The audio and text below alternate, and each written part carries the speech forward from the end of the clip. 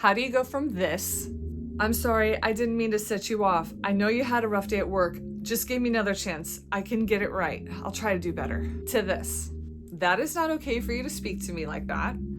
I understand you had a rough day at work. I'll give you a few minutes to calm down and then we can try again. But no, I will not tolerate abusive behavior." Have you ever witnessed the earlier scene play out with somebody that you cared about?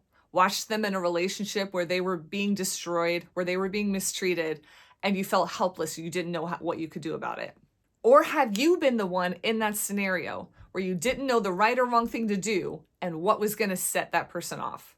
So how do you get that place of being broken to a place of being calm and confident? How do you begin the process of recovery?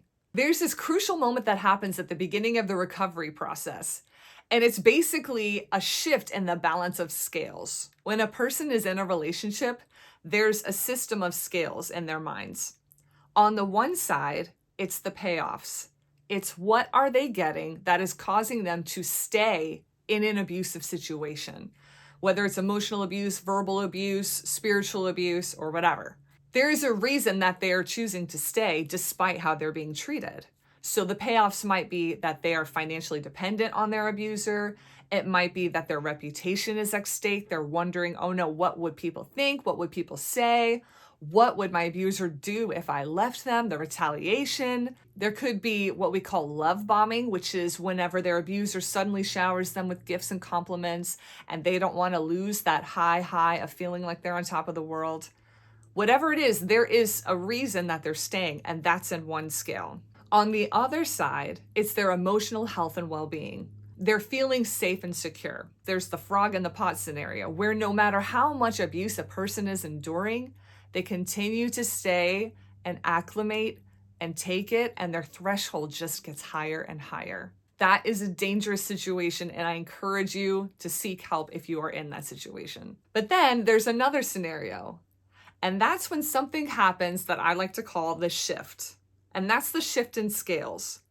And that is where the payoffs are no longer worth staying in that relationship, whether that looks like doing something to stop the abuse or doing something to end the relationship with the abuser. When you're just taking it in order to stay for those benefits, you can last a certain amount of time.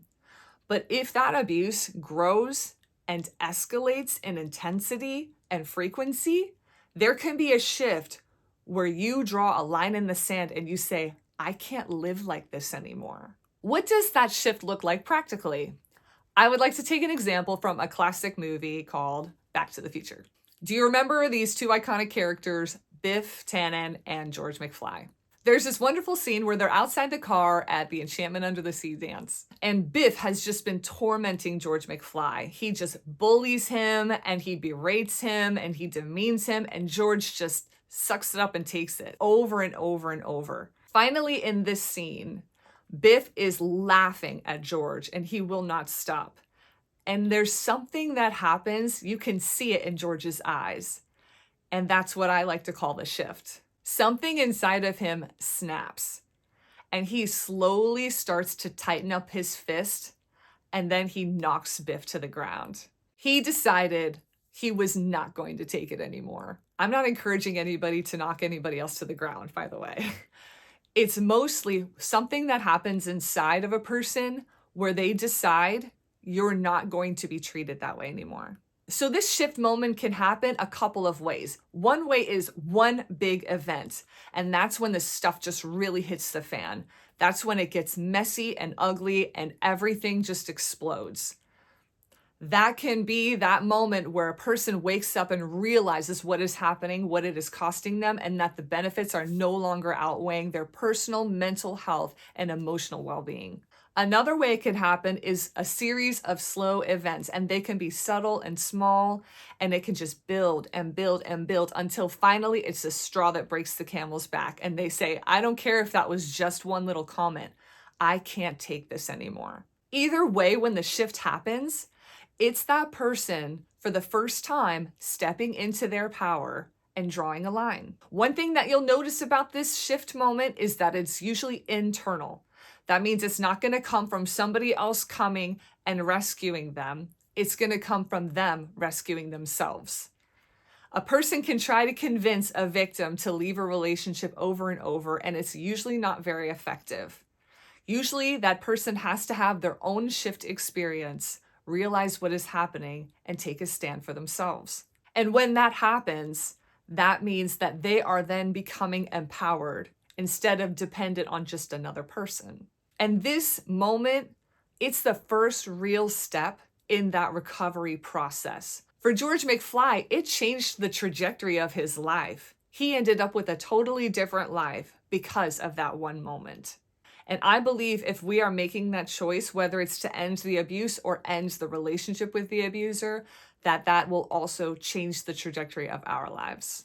If one of your loved ones is in a relationship like this, where you see them being systematically destroyed and you've tried to talk to them, you've tried to show them how damaging it is to them, and it just is not working, don't be discouraged. It's just that they haven't had their moment of shift yet.